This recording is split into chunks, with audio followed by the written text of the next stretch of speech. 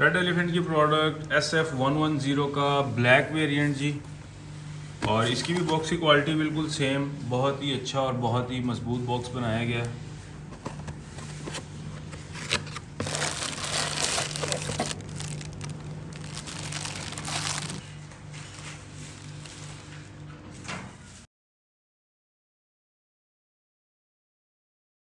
Article की quality भी बहुत अच्छी है, बहुत अच्छी फिनिशिंग के साथ।